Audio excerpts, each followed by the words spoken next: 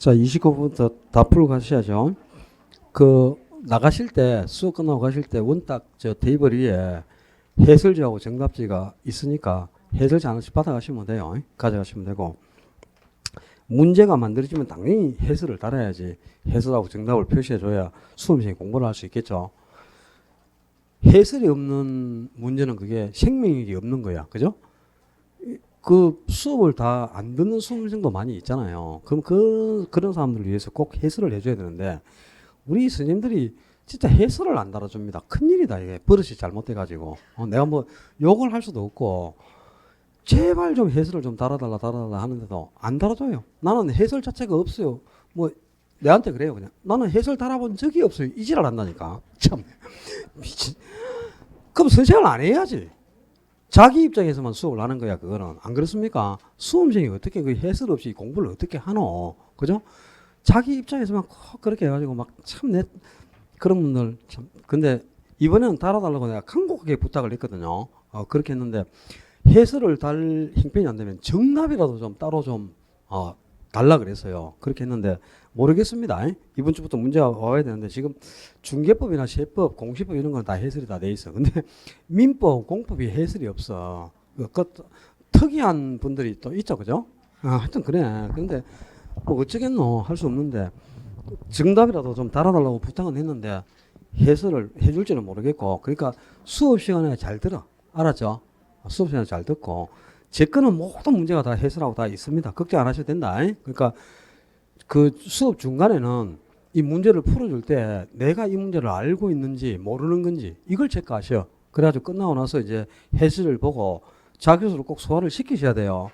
다음 주에 이와 유사한 문제를 또 냈는데 틀리면 안 된다, 진짜. 그 다음에 MBS도 거의 한 문제 정해진 문제예요. MBS는 MPTS, MBB, 그리고 MPTB, MPTB하고 똑같은 구조를 가지고 있는 게 CMO죠. 이 MBS에서 가장 중요한 거 80% 답을 요구하는 게 저당권과 원리금 수익권을 누가 가지게 되느냐. 이걸 구분하는 게 그냥 거의 80% 답으로 제시됩니다. 근데 이거 한 번 기억하면 절대 안 틀려야지. 왜 지금도 이걸 틀리고 있는 거야? MPTB처럼 T 하나 있고 B 하나 있다. 그러면 투자자가 하나 가지고 발행기간이 하나 갖는 거잖아요. 그러니까 저당권은 발행기간이 보유합니다. 그리고 원리금 수익권만 투자하게 넘겨죠. 그러니까 B 하나, T 하나, 발행자 하나, 투자자 하나. 그래서 T하고 B 따로따로 그랬잖아. 그러면 CM은 MPTB와 같다니까, 구조가. 그러니까 당연히 저당권은 발행기간이 보유하겠죠. 그리고 원리금 수익권은 투자에게 넘겨줍니다. 그 다음에 MBB는 B만 두 개가 들었지. 그러니까 발행자가 둘 다 간다니까. 그러니까 저당권도 발행기간이 보유, 원리금 수익권도 발행기간이 보유하는 거야. 근데 MPTS는 B가 없잖아요. B 없이 T자만 나오지 않습니까? T만. 그로 투자자에게 둘 다 넘긴다. 저당권이나 원리금을 전부 투자에게 다 이전한다. 그게 MPTS야. T 하나, B 하나, 투자자 하나, 발행기간 하나. B만 두 개면 발행기간이 둘 다. B가 없이 T만 나오면 투자자가 두 개 다 간다. 이거 왜 틀립니까, 이걸? 머리를 한번 쪼개보자, 왜 틀린지. 이러는데 왜 틀리나, 이걸. 이해가 되나, 이거 틀린다는 게. 말이 아니, 이렇게 했는데도 이걸 왜 틀려. 그지? 그리고 위험은 항상 누가 부담한다? 위험은.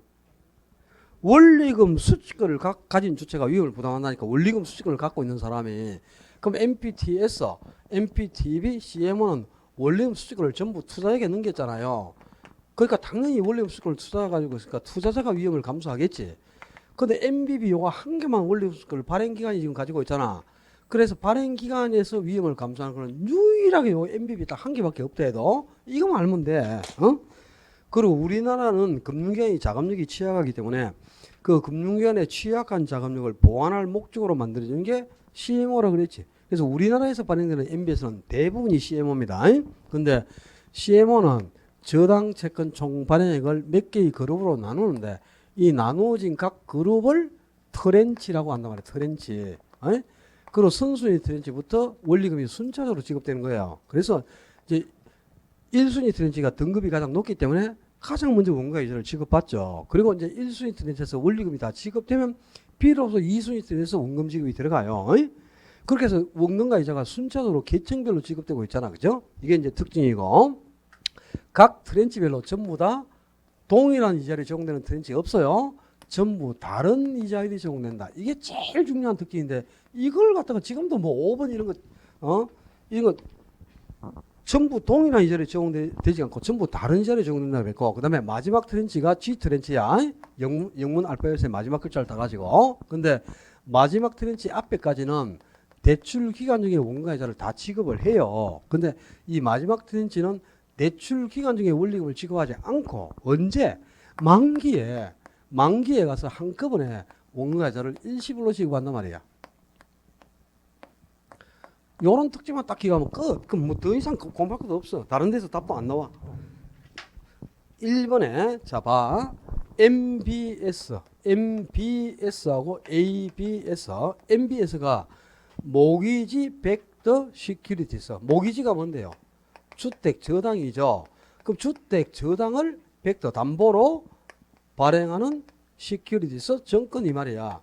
그러니까 주택 저당이 담보가 되는 게 MBS고 ABS는 에세트 백더 시큐리티. 에셋이 뭐야? 자산이란 말이야. 금융기관의 자산을 담보로 발행하는 정권. 그래서 이걸 자산 담보 정권이라 하잖아. 그지? 그럼 1번은 지금 바뀌었잖아. 자산이 담보가 되는지 주택 저당이 담보가 되는지. 그지? 그 다음에 3번에 MBB 그랬네. MBB는 발행 B만 두 개가 나오니까 발행기관이 원리금 수축과 저당권을 다 보유하는 거죠. 둘 다. 그 다음에 4번에 MPTB는 T 하나 B 하나잖아요. 그럼 발행기관이 저당권은 가지고 원리금 수익금만 투자에게 넘겨주는 것 아닙니까? 그지? T 하나 B 하나니까 하나씩 나눠 가져야지. 그리고 다계측재권은 그룹마다 이 전부 동일한 이자율이 아니고 다른 이자를 주고한단 말이야. 다른 이자율. 그지? 그다음에 30번에 자 상관계수는 마이너스 1에서부터 1 사이의 값을 가져요. 상관계수가 마이너스 1일 때는 비체계적 위험을 모두 제거하게 된단 말이야. 그지? 모두 제거한다. 비체계적이 모두 제거되기 때문에 분산 효과가 가장 크게 나타난 거죠. 가장 양호한 포트폴리오를 구성한 겁니다. 근데 왜 이때는 비체계적이 모두 제거됩니까? 분산 투자한 자산의 수익률이 서로 반대 방향으로 자산이 배합됐기 때문이다 이 말이야. 그래서 항상 우리가 포트폴리오 구성할 때는 수익률이 이게 다른 방향으로 반대가 되게 자산을 배합해야 비체계적을 많이 제거하고 효율적인 포트폴리오가 구성되는 거예요. 근데 상관계수가 1이 되어버리면 플러스 1이면 비체계적 위험도 전혀 제거할 수가 없어요. 위험이 전혀 제거되지 않으니까 분산효과 자체가 나타나지 않는 거죠.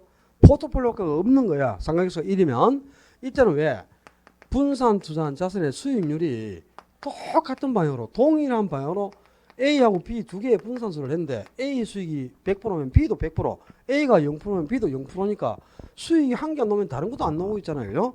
이렇게 자산이 배합돼서는 분산효과 자체가 없죠. 그러니까 기억에 상관계수가 마이너스 1만 되면 비체계점을 전부 제거하지 않습니까? 그럼 분산효과가 가장 극대화된 거지. 세준 씨는 왜 기억이 틀렸지? 만약에 기억 지문이 상관계수가 마이너스 1이면 아니 저 사람이 공부를 못하는 사람이 아니고 30개 이상을 만든 여러분 5월달에 등록해갖고 1차만 하고 있지만 그죠? 지금 뭐 아마 올해 시험에서 1차 시험에서는 내가 세진 씨가 1등하지 싶은데요. 시험장 가면 시험 결과가 나오면 내 느낌이 그래. 똑똑해. 2차까지 해도 2차까지 다 될 뻔했는데 그죠? 2차를 안 하려고 그러더라고. 응? 연애한다고. 아가씨니까. 근데 2차까지 했으면 다 됐을 거야. 자기 엄마가 3회 우리 3회 출신이거든. 우리 학원에요. 근데 잘했어. 부동산 잘하는데 똑똑해가지고 잘해. 근데 이런 건 틀리면 안 돼. 가시나요? 만약에 1번 지문을 기억 지문을 그죠? 상관계수가 마이너스 1이면 투자로 인해 발생하는 모든 위험을 제거할 수 있다. 그러면 틀리죠. 모든 위험이 전부 제거되는 건 아니죠. 왜? 체계적 위험은 제거될 수 없는 거니까. 근데 비체계적 위험은 전부 제거됩니다. 그지? 기억은 전혀 하자가 없어요. 그 다음에 여기서 이제 조심할 게 상관계수가 자 봐라. 마이너스라고 1의 중간이 0이죠. 그럼 상관계수가 0이면은 비체계적 위험을 절반 정도 딱 제거합니다. 1이면 전혀 제거가 안 되고 마이너스이면 모두 제거되니까 0이라면 절반 정도 딱 제거가 되겠죠. 근데 마이너스라고 0 사이면 상관계수가 마이너스 값이고 0에서 1 사이면 상관계수는 플러스 값이죠. 그럼 상관계수가 플러스 값을 갖는 경우에는 분산효과가 나타나지 않는다. 그러면 안 돼요. 당연히 분산효과가 나타나요. 분사효과가 나타납니다. 나타나지만 이제 비체계점이 좀 적게 제거되는 거죠. 그런 거고 분사효과가 나타나지 않는 경우는 언제? 1인 경우에만, 그지? 비체계점을 전혀 제거를 못했잖아요. 상관계수가 1인 경우에는 분사효과가 나타나지 않아. 그러나 1만 아니라면 플러스 값이라고 해서 분사효과가 나타나지 않는다 그래서는 안 돼요. 이것도 잊어버리면 안 돼. 이런 게 이제 시험 포인트다. 그 다음에 평균 분산 지배 원리가 수익과 위험을 나타내는 평면에서 같은 위험에서 가장 높은 수익률을 연결한 선분이 있잖아요. 그죠? 자, 봐라. 요만큼의 위험에서는 이게 가장 수익이 크고 또 요만큼으로 위험이 주어질 때는 여기가 최고의 수익률을 나타내죠. 또 위험이 요 정도 수준일 때는 여기가 최고의 수익률을 나타내죠. 이렇게 동일한 위험 하에서 최고의 수익률을 나타내는 이 포트폴리오를 선택해서 연결한 요 선분을 효율적 전선 또는 효율적 프론티어라고 하잖아. 그죠? 그러면 거기에 D가 바로 주어진 위험에서 최고의 수익률을 나타내는 포트폴리오를 연결한 선분. 이게 바로 효율적 전선이라. 그 다음에 평균분산 지배원리라는 게 뭐라? 바로 동일한 위험에서는 수익이 가장 큰 거, 또 동일한 수익이 동일한 투자들 중에서는 위험이 가장 적고, 요거, 그리고 동일한 위험에서는 수익이 가장 큰 요 투자들이 다른 투자를 지배하는 걸 지배원리를 하잖아요. 그럼 리얼도 하자가 없죠. 그 다음에 투자자의 위험에 대한 태도를 표시하고 있는 곡선이 뭐라? 그게 무차별 곡선이잖아. 그지? 근데 요 중에서 지금 여기가 갑, 여기가 여기에 병의 무차별 곡선이 위치하는데 갑은 무차별 곡선이 이렇게 생겨 있어. 요렇게. 그 다음에 을은 요렇게 무차별 곡선이 위치하고 병은 이렇게 위치하고 있어요. 자신의 무차별 곡선과 이 효율적 곡선이 서로 접하는 점이 있잖아. 그죠? 이 접하는 점이 그 투자자가 선택할 수 있는 최적 포트폴리오로 결정된다 그랬네. 그러면 미음 지문에 최적 포트폴리오는 무차별 곡선하고 효율적 곡선이 접하는 점이잖아요. 교차하는 점이 아니고 무차별 곡선은 교차하지 않아. 그러니까 교차하는 점은 없어. 교차하는 점이라는 건 있을 수가 없어. 교차를 안 하기 때문에 접하는 점 그래야 돼. 접하는 점. 접점에서 결정되는 겁니다. 그리고 자 봐봐요. 갑을 병리해서 가장 위험을 감수하기를 꺼낸 투자가 누구고? 갑이 가장 위험을 적게 감수하네. 그러니까 갑이 보수적 투자자고, 그리고 가장 위험을 많이 감수하는 사람이 효율적 투자자 우측에 있는 투자를 선택하는 사람이 위험을 많이 감수하죠.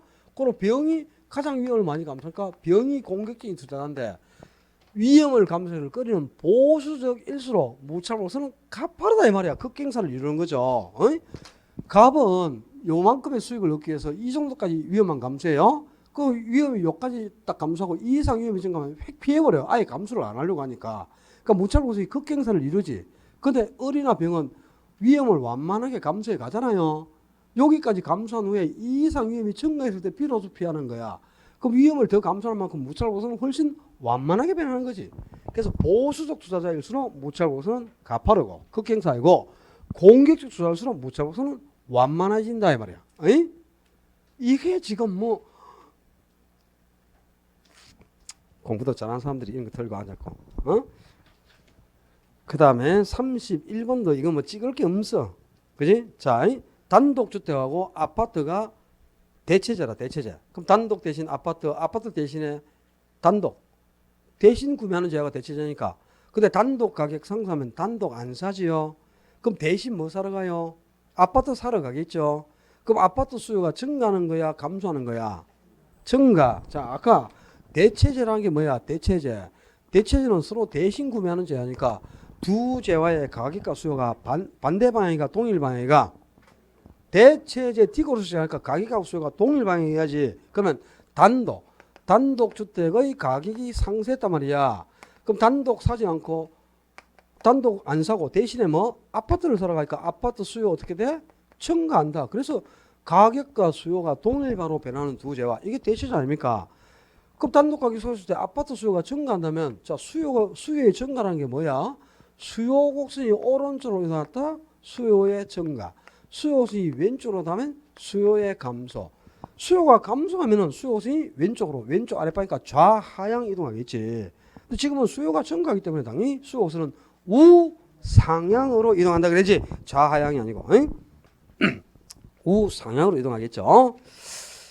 32번에 종합자본환원율. 종합자본환원율은 총투자금액에서 순영업소득이 차지하는 비율입니다. 다음 주에 또 나와 있다. 또 종합자본환원율이라는 총투자액에서 가능총소득이 차지하는 비율이다. 총투자금에서 가능총소득이 차지하는 비율은 뭐죠? 총투자금액에서 가능총소득이 차지하는 비율. 이건 뭔데? 잘못했다. 내가 물어본 내가 잘못이지, 그지? 그걸 우리가 다 어떻게 기억해서 비율이 한두 개도 아닌데, 그지? 외우지 마라 그냥. 아이고, 내년에 또 하면 되지 뭐. 총투자에서 순영소득이 차지하는 건지 가능총소득이 차지하는지 이런 게 바뀌면 안 되죠. 총투자에서 총소득이 차지하는 비율은 총자산 회전율이라는 거고요. 요놈하고는 역수가 뭐죠?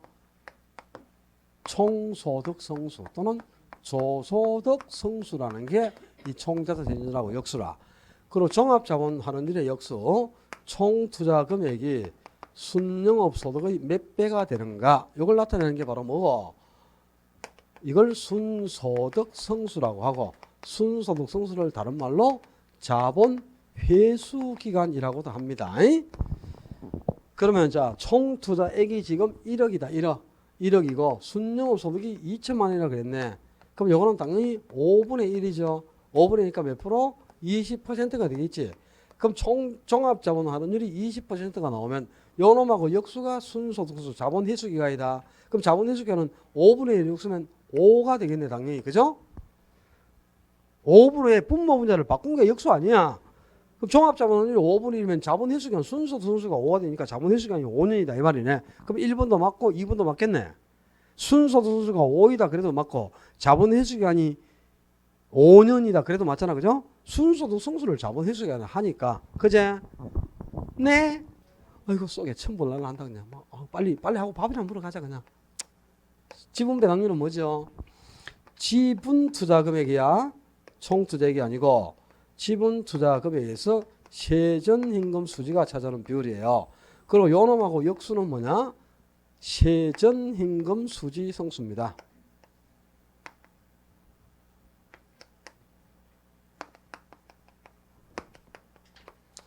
그럼 지금 지분 투자 얼마 했노? 지분 2천만 원 투자한다 그랬네. 2천만 원, 그지? 그런데 세전현금 수지가 얼마인데? 세전현금 수지는 순영업 소득에서 뭐 부채 수익을 뺀 게 세전현금 수지네. 그럼 순영업 소득이 2천이고 부채 수익이 1천이라 그랬으니까 세전현금 수지는 1,000만 원 아니에요. 그럼 당연히 이거는 몇 프로고? 2분이니까 50%가 되겠지. 50% 2분의 1이잖아, 그죠?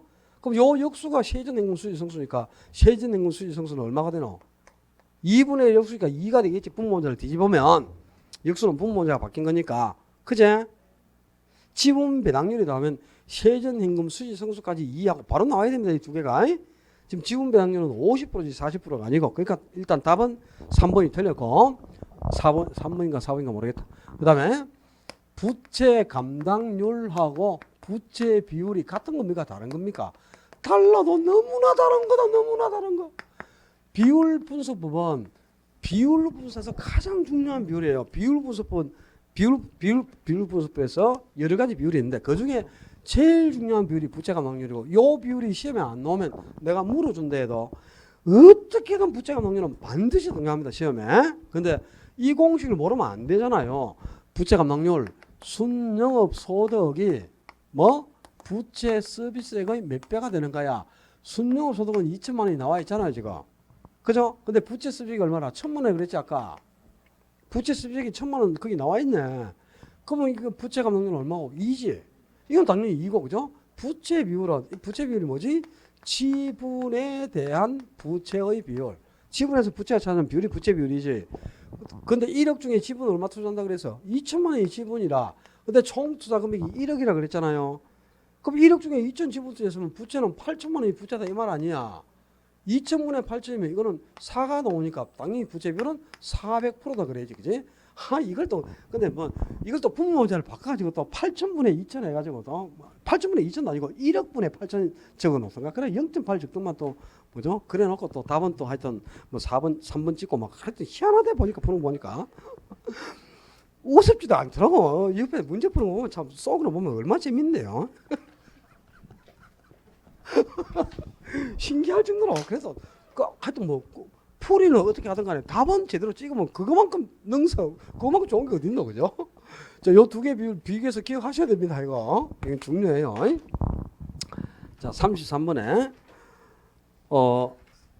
예상 못한 인플레이션이 발생했어. 그러면 고정금리는 인플레가 생겨도 금리를 인상을 못 하잖아요. 그럼 금융기관 입장에서는 금리를 인상하기 위해서는 당연히 변동금리를 정해야 되겠죠. 인플레가 발생할 때는 금융기관 대출자에게는 변동금리 방식이 유리할 수밖에 없습니다. 차입자는 당연히 고정금리가 유리하지만 대출기관은 변동금리가 유리하겠고, 그다음에 두 번째 대출일 기준, 대출 시점에서 볼 때는 고정금리가 변동금리보다 당연히 금리가 높게 책정돼야지. 왜?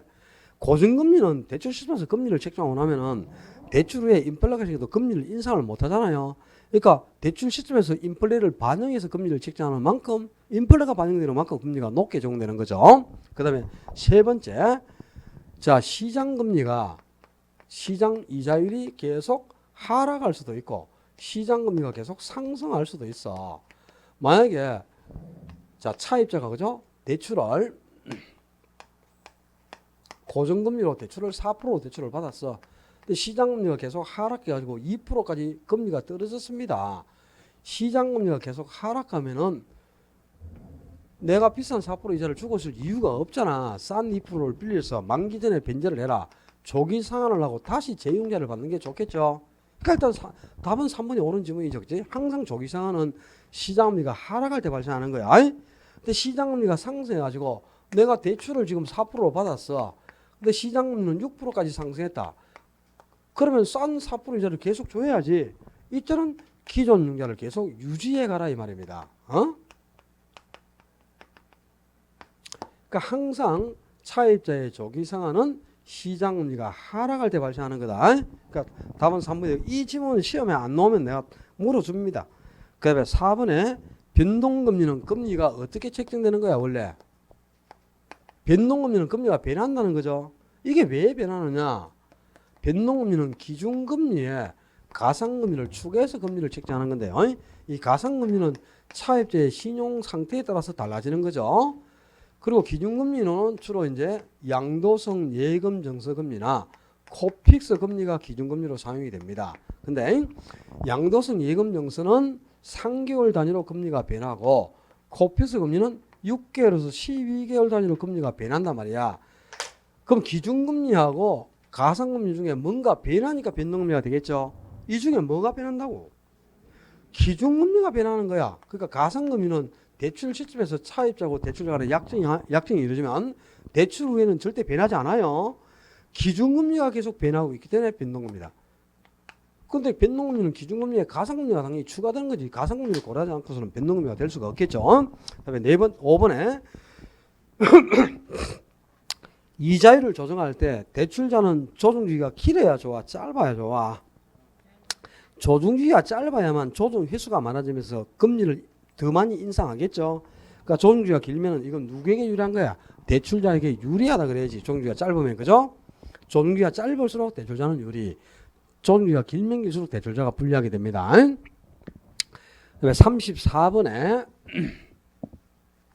T인의 위치지대설은 농업지대의 위치가 중심지까지 가까운 거리에 위치하느냐 먼 거리에 위치하느냐에 따라 수송비가 달라지니까 수송비를 전략을 많이 하면 지대가 높고 수송비를 지출을 많이 하면 지대가 낮아진다. 그래서 지대를 산출할 때 전체 농작물을 판매한 매상고에서 농작물을 산출하기 위해서 투입한 생산비와 수송비까지를 전부 차감하고 남는 걸 지대라고 봤어.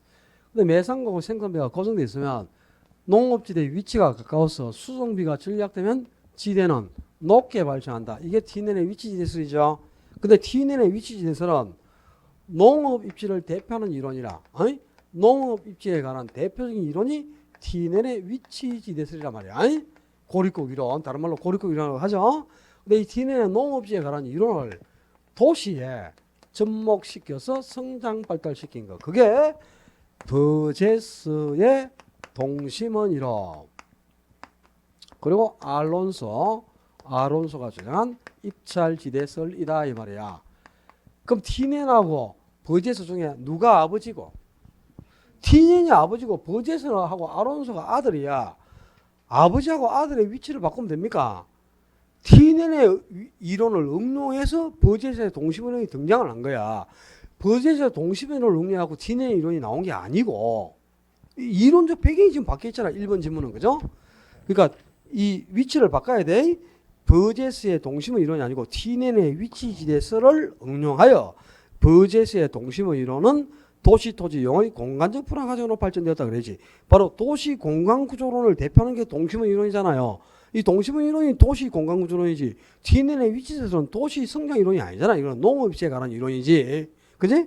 그러니까 이론적 배경이 지금 바뀌어 있어. 1번은. 그래서 틀린 거고. 나머지 집은 찍을 거 없어. 36번에 할인임금 수지분석법은 순행가법, 수지분석법, 내부술법이 있어요. 그죠? 근데 이것들은 전부 다 할인을 해야 되죠. 할인을 한다는 말은 미래가치를 현재가치로 바꾼다는 뜻이지. 근데 그러려면 할인율 이자율이 있어야 되잖아. 그죠? 할인율, 이 재투자 수익률을 뭘 사용할까 대단히 중요하단 말이야. 근데 순행가법에서는 할인율로 뭘 사용한다? 요구 수익률을 가지고 할인을 한단 말이야. 근데 내부술법은 내부 수익률이 할인율 아니냐 쌤이야. 그것도 딱 쳐다보자. 그것도 틀리나. 아, 네가 진짜 이런 걸 틀리가 될 리가 짜샤 지금. 어?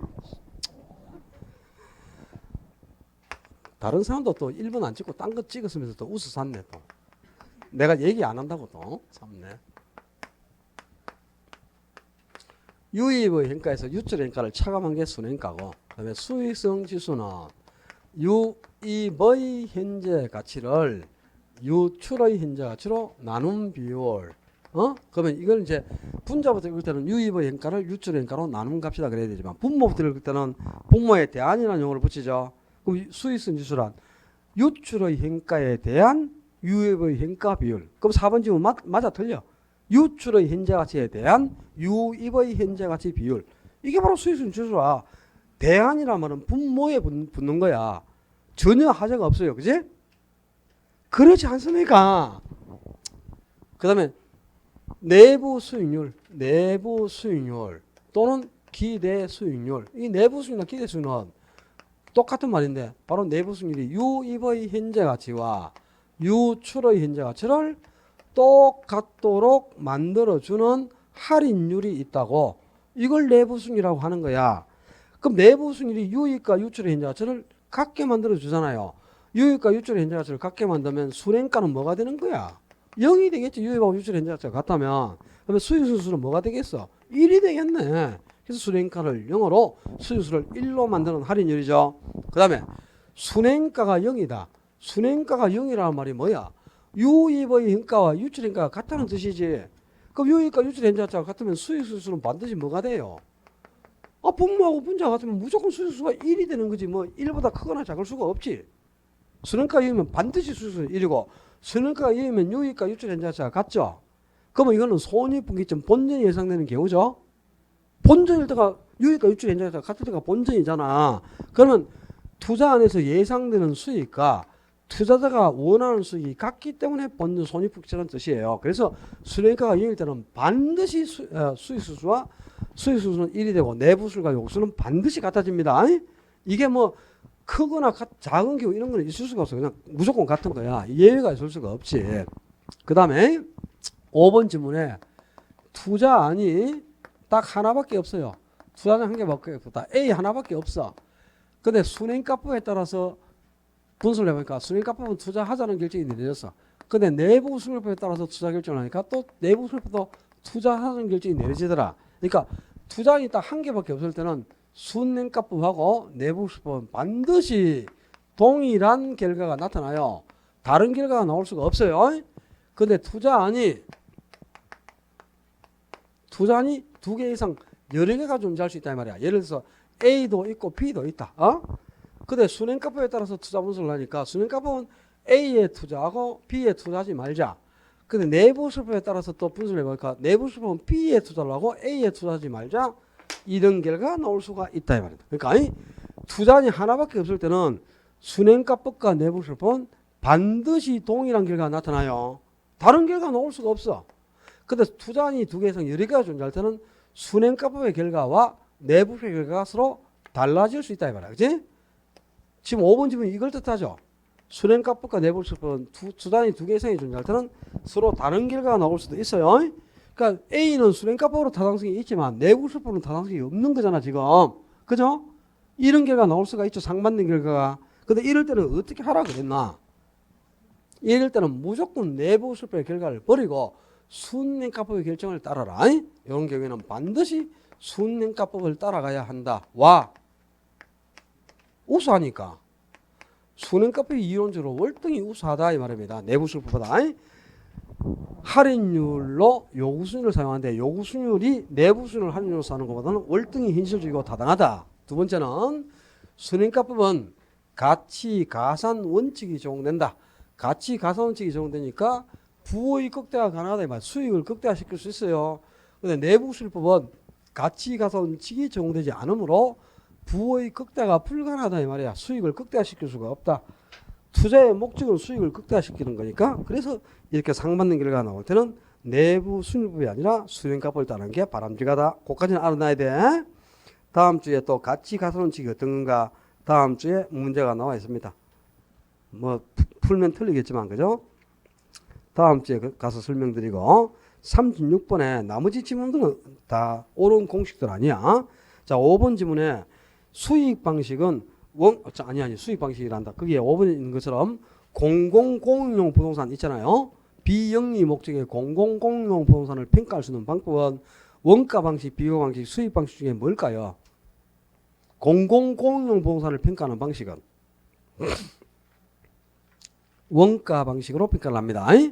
왜 원가 방식 평가를 해야 돼?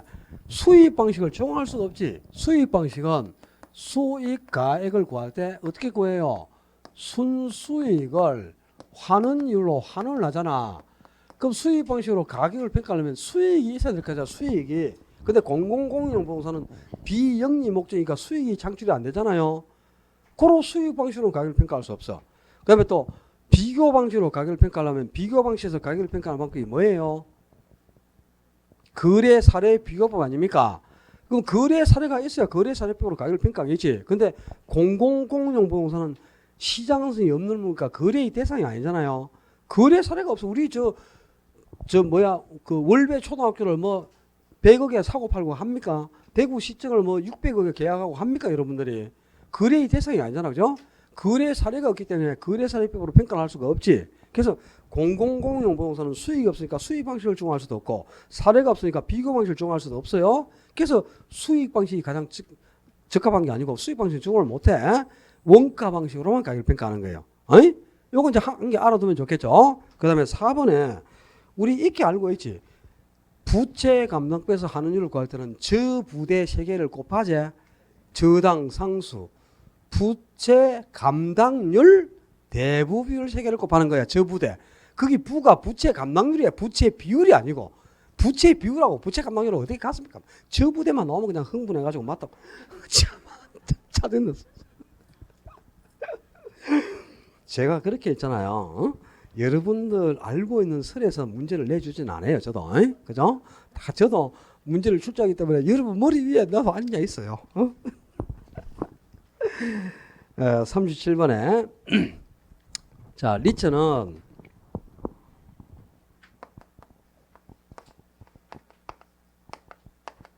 이거 다 알고 있겠지 뭐 그지? 자기관리 리처, 위탁관리 리처, 기업 구조적 리처가 있고 자 리처는 설립할 때 어떻게 설립을 해요? 국토교통부 장관의 인가를 받아서 설립한다. 그러면 안 됩니다. 인가를 받지 않고 발기 설립으로 설립을 합니다. 그지? 그러니까 발기에 대해서 의결 정수만 딱 되고 최소 설립 자본금만 확보하면 설립이 되는 거야. 인가 설립이 아니고 발기 설립이에요. 설립 시에 확보하는 자본금은 자기관리 리처가 5억 이상, 위탁관리 구조처럼 3억 이상을 확보해야 회사가 설립됩니다. 그 다음에 설립하고 나서 자기관리처는 국장에게 영업을 개시하기 위해서 인가를 받아. 이 인가가 설립하기 위해서 받는 게 아니고 영업을 하기 위한 인가예요. 영업 인가를 받아야 되고 위탁관리나 구조처럼 국장에게 등록만 하면 됩니다. 근데 이 부동산 전문 투자 회사가 5억을 가지고 부동산에 투자한다는 건 말이 안 되겠죠. 그래서 최저 자본금을 확보를 해야 돼. 최저자본금을 언제까지? 영업인가나 등록 후 6개월 이내에 최저자본금을 확보해야 되는데 자기관리처는 70억 이상을 위탁관리나 구조조치는 50억 이상을 확보해야 회사가 설립된다. 회사가 설립되고 영업을 개시하는 거예요. 그런데 설립 시 확보하는 자본금, 설립 자본금은 5억이나 3억 이상이죠. 요들에 대해서는 절대로 현물 출자를 할 수가 없어. 그러니까 리츠는 현물 출자 자체가 불가능해요. 그러니까 리츠는 현물 출자 방법으로 회사를 설립하지 못한다 그래야 됩니다. 뭐 설립 시에 무슨 뭐 50% 이내에서 현물 출자 가능하고 이런 거 없어요. 아예 불가능이라. 설립 시에는 현물 출자가 불가능하고 인가나 등록 후 확보하는 자본금에 대해서만 현물 출자가 가능하다 이 말입니다. 요도는 현물 출자가 가능해요. 그래서 설립 자본금은 절대로 현물 출자가 불가능하다. 두 번째, 설립 자본금이 10억이나 5억이 아니고 5억하고 3억이 되겠죠. 3번에 리츠는 주식 소유 한도에 제한을 받아, 그지? 자기 관리하고 위탁 관리 리츠는 주식 소유 한도가 50% 이내, 50% 이내고, 그다음에 기업 구성치는 주식 소유 한도에 제한이 없어요.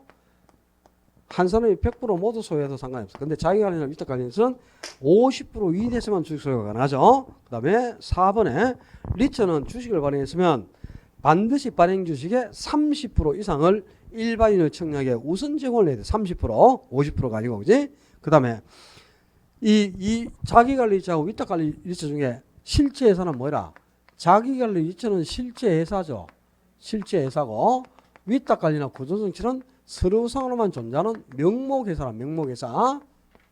그럼 요거 이제 알아야 될 게 뭐라? 자기관리처는 실제 회사니까 자산의 투자 운용 업무를 직접 수행한단 말이야. 업무를 직접 수행해요. 전문가를 두고, 그지? 그리고 본점에 지점도 설치할 수 있고, 그리고 상근 임직원도 당연히 둘 수가 있단 말이야. 실제 회사니까 상근 임직원도 둘 수가 있다. 근데 위탁관리나 구조정치는 실제 회사가 아니고 서류상으로 존재하는 페이퍼 컴퍼니다. 이 종이로만 만들어진 회사니까 전문가가 없죠. 그로 업무를 직접 수행하는 게 아니고 업무를 위탁을 해야 돼. 위탁. 어디에? 자산관리회사. 요 회사 이름도 알아야 된다. 업무를 반드시 자산관리회사에 위탁을 해야 됩니다. 그리고 본점에 지점 이런 거 둘 수가 없어요. 또 상근, 임직원 이런 거 절대 둘 수가 없는 겁니다. 서류상 회사에 무슨 상시 근무하는 직원이 있고 이런 건 말이 안 되겠지, 그지? 오케이? 그 다음에 자기관리처는 실제 회사인데 요놈이 법인세를 면제를 안 해준단 말이야. 그래서 설립을 못 하는 거야. 근데 위탁관리나 구조정치는 이거는 법인세를 면제해주고 있잖아. 5분 지문에, 그죠? 그래서 지금 우리나라에 존재하고 있는 리츠는 대부분 기업 구조정치 아니면 위탁관리 리츠입니다. 자기관리처는 거의 없어요. 그래서 자기관리처는 이게 설립이 많이 돼야 되는데 설립을 할 수가 없네. 수익을 90% 이상 배당해버리면은 지가 먹는 수익이 없잖아, 그지? 그래서 자기관리처는 올해 연말까지 수익을 몇 프로 배당해라? 50% 이상만 배당하면 되도록 허용해 준다 이 말이야. 근데 위탁관리나 구조정치는 이거는 수익을 90% 이상 당연히 배당을 해야 됩니다. 왜? 법인세를 면제받으니까 90% 배당해도 수익을 확보할 수 있기 때문이죠. 그래서 자기관리지만 올해 연말까지 수익의 50% 이상만 배당해 주도록 허용하고 있습니다. 여기까지 다 기억을 하셔야 된다. 그러면 38번에 자 원리금 균등하고 원금 균등하고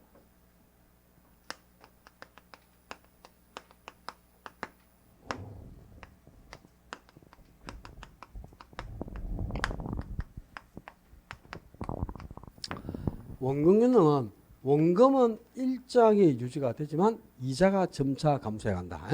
원금만 일정하게 유지되고 이자는 점차 감소해 가. 원금은 일정, 이자가 점차 감소해서 전체 상환할 원리금이 점차 감소해 가니까 체감식 상환이라는 거예요. 그지? 원리금 균등은 원금하고 이자를 합친 전체 원리금이 균등하게 일정하게 똑같은 원리금이 유지가 돼 갑니다.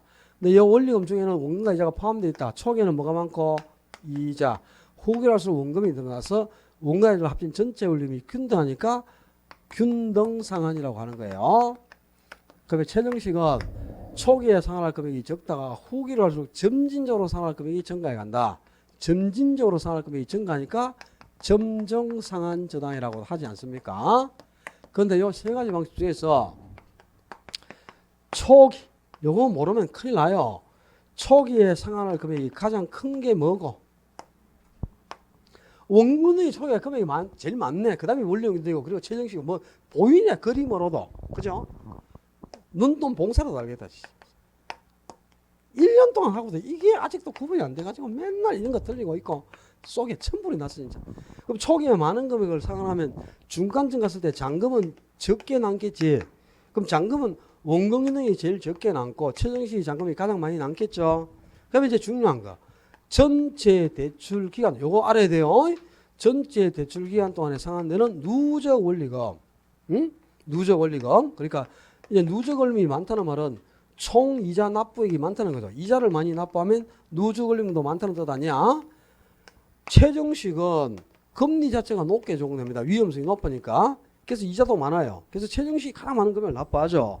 근데 원금융하고 원리금은 원래 같아야 되지만, 자, 원금융은 원리금을 저당 상수로 가지고 계산 안 하잖아, 그지? 원리금 균등 방식만 저당 상수 가지고 원리금을 구하죠. 그래서 저당 상수 수치 때문에 원리금 균등 방식이 원금 균등보다 전체 상환할 금액이 약간 많아진다 그랬지. 이거 알아야 돼요. 계속 이 문제를 내고 있으니까. 자, 그 1번 지문에 초기에 상환 부담이 적으려면 최정식이 가장 상환 부담이 적죠. 그다음에 두 번째, 시장 이자율이 상승하면은 고정금리니까 금리를 따라서 인상해야 되는데 금융기관이 금리를 인상을 못하잖아. 고정금리면. 그럼 금리를 인상 못하는 대출자가 손실이 오겠죠. 그게 손실이 오니까 위험이지. 그럼 대출자가 손실이 온다. 위험이라는 말은 대출기관의 실질자율이 하락한다는 뜻이지. 그러니까 위험이 되지. 실질자율이 상승하면 이게 이익인데 어떻게 위험입니까? 어이? 인플레가 생겨도 금리를 인상을 못하기 때문에 실제 수익이 감소한다는 뜻이죠. 그래서 실질자율은 하락하게 되는 위험이 발생하게 되겠죠. 그러면 전체 대출 기간 동안 상환되는 누적 원리금은 원금이 아니고 원리금 균등 방식이 원금 균등 방식보다 더 많다 그래야 돼요. 그 다음에 5번 질문에 원리금 균등은 대출 후기로 갈수록 이자가는 점차 감소하지만 원금은 점점 이렇게 증가해 가잖아. 원금은 원금은 점점 증가하는 구조를 가지고. 그다음에 최정식은 봐요. 4번에 주택 예정 보유기간이 이렇게 짧아. 그럼 곧 예정 보유기간이 상환 기간이 되는 거야. 그럼 후기로 가도 별로 상환할 금액이 안 크지.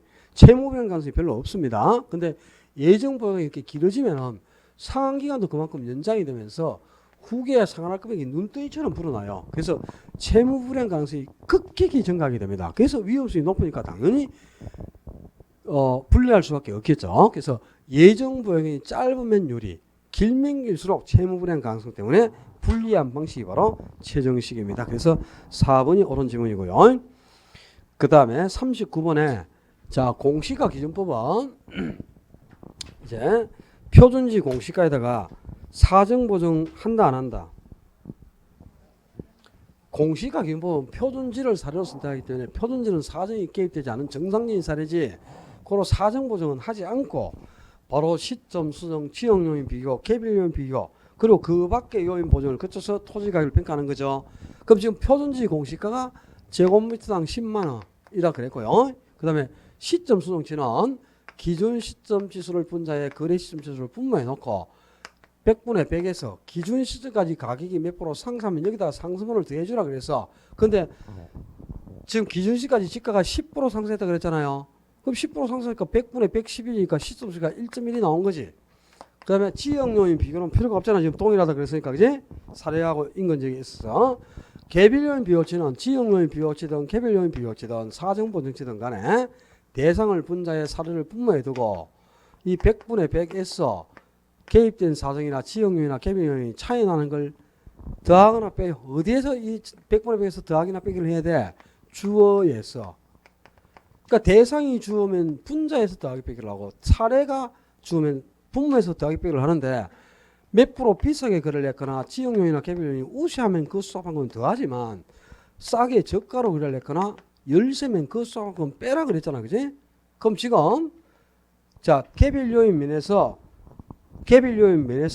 대상 토지는 몇 프로? 20% 열세이다 그랬지. 대상 토지가. 그럼 대상이 분자 대상이 주 아니야. 대상 토지는 개별 요인이 20% 열세니까 분자에서 더하기 빼기를 하는데 열세니까 빼야지 20을 100분의 100에서 그지? 분자야. 그럼 100분의 80이잖아요. 100분의 80이니까 0.8이 나왔잖아요. 그리고 이제 토지 전체 가격을 구하는데 이 제곱미터당 공시가가 10만 원인데 전체 토지 면적이 얼마? 1000이라 그랬네. 그럼 이거 곱해주면 되죠. 전체 면적을. 이게 자 콧구멍에 꽂고 해봐라. 10만 원 곱하기 1.1면 11만 원 곱하기 0.8면 8만 8천 원 곱하기 1000이니까 8,800만 원. 이걸 뭐 어디 계산기를 때릴 것도 없고 그죠? 참 그지? 뭐 그냥 오늘은 암산만으로 다 계산이 되도록 만드는데 다음 주에는 죽어도 암산에서는 답이 안 나오게 계산기를 반드시 써야만 계산 문제가 풀리게끔 전부 계산기를 사용하도록 문제를 내놨으니까 다음 주에는 반드시 계산기 들고 오셔야 돼. 그 다음에 40번에 물건별 평가 방법은 홀수의 차이는 독립적으로 한 문제가 나와요. 짝수의 차이는 나오면 이제 지문에 한두 개가 나올 수 있고 뭐 그렇지만 그지? 작년에 한 문제가 나왔으니까 올해는 이제 지문으로 한두 개가 나올 수가 있겠죠. 자, 가격을 평가하는 방법은 원가 방식에서는 원가법, 비교 방식은 거래 사례 비교법과 또 뭐 공시 지가 기준법이 있고요. 그리고 수익 방식은 수익 환원법이 있네. 이 공시가격법은 오직 토지의 가격만을 평가하는 방법이죠. 이거는 뭐 별도로 기각할 것도 없고 우리나라는 대부분은 거래 사례 비교법으로 가격을 평가한다 그랬어요. 근데 예외적으로 이제 원가법을 정하는 물건하고 수익 환원법을 정하는 물건만 여러분이 딱 정리해버리면 한꺼번에 해결되겠지. 원가법을 정하는 물건 외워라. 제발 좀. 시간이 흐를수록 효용가치가 감소해서 강가가 생기는 물건이 있죠. 그건 전부 원가법에 뭐 있어? 이제 외울 때도 됐어. 건물, 건설 기계, 선박, 그리고 항공기, 원가법이지. 그리고 또 나무가 시간이 흐를수록 말라 비틀어버리는 거, 소, 경목림, 이건 전부 원가법을 정합니다. 수익하는 법을 정하는 거는 무형고정 자산, 뭐 무슨 권리 말이야. 영업권, 어업권, 광업권, 특허권, 저작권, 의장권, 상표권, 실용신앙권 이런 권리는 전부 수익하는 법이고 그 외에 나머지 물건은 모두 거래사례 비교법이다. 그럼 자동차의 평가 방법, 거래사례 비교법, 염전을 평가하는 방법, 거래사례 비교법, 가순의 평가 방법, 거래사례 비교법. 그러면 3번은 뭘 정해야 되노? 거래사례 비교법이라고. 가수원, 산림, 염전 전부 거래사례 비교법이에요. 그리고 두 개 물건을 한꺼번에 평가하는 게 뭐지? 일괄평가죠. 일괄평가는 반드시 거래사례 비교법으로만 평가합니다. 일괄평가는 거래사례 외에는 평가를 할 수가 없어. 그 다음에 기계나 선박, 항공기가 효용가치가 남아있다면 원가법으로 가격을 평가하겠죠. 근데 효용가치가 없는 물건은 그걸 고물상에 들고 가면 해체를 해가지고 키로당 얼마씩 달아준다니까. 고철은 키로당 200원. 그 다음에 플라스틱은 키로당 60원. 종류는 키로당 뭐 100원 이렇게 해서 딱 쳐줘요. 그러면 기계 한 개를 뜯어갖고 고물상에 파니까 2,750원 주더라. 그럼 그 금액으로 평가하는 거야. 효용가치가 없는 물건은 해체 처분 가액. 그런 말 없나? 4번에 있네. 자동차, 선박 이런 게 효용가치가 없잖아요. 그럼 해체 처분 가격으로 평가하는 거고. 그 다음에 임대로는 무슨 방법으로 평가하는 게 원칙? 적산법이 아니고 임대 사례 비교법으로 평가하는 게 원칙이다 이 말입니다.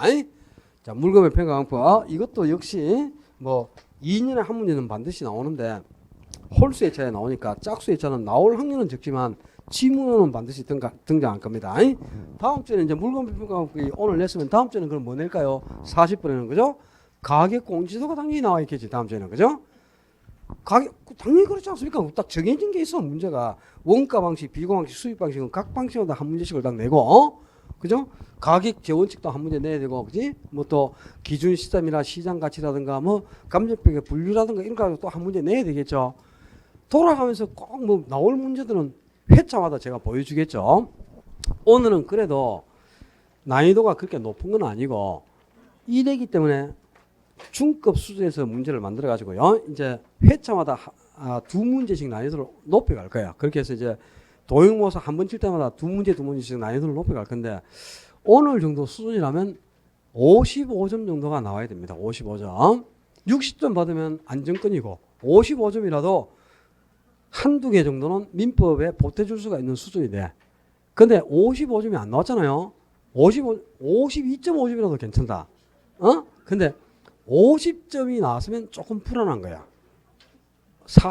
제일 의존하는 게 18개에서 20개 사이로 맞은 거고요. 18개도 안 맞았다.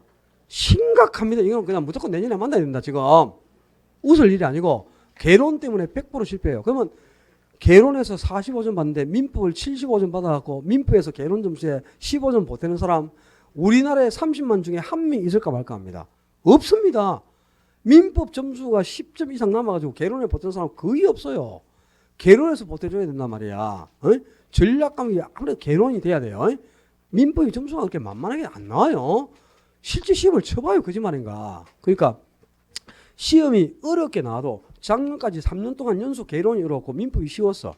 그런데도 민법이 점수가 더 안 나와요. 원래 시험이 그래요.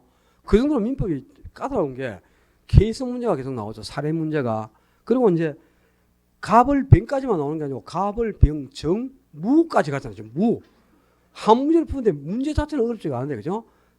발성을 계속 사고를 전해 가야 되니까 시간이 오래 걸릴 수밖에 없어요. 다 못 풀어서 점수를 못 받는 거예요. 민법이.